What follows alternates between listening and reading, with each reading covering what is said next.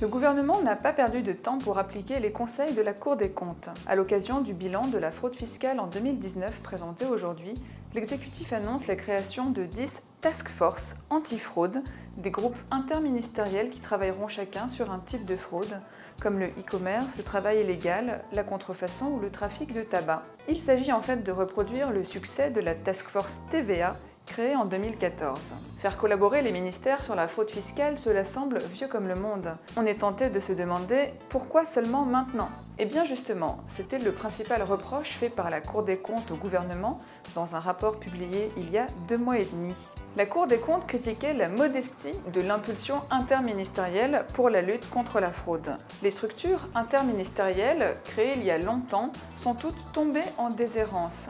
Le Comité national de lutte contre la fraude, créé en 2008 et présidé par le Premier ministre, n'a plus été réuni depuis plusieurs années. La délégation nationale à la lutte contre la fraude n'a plus de dirigeants depuis plus de 8 mois. Le plan national de lutte contre la fraude n'est plus actualisé depuis 2016.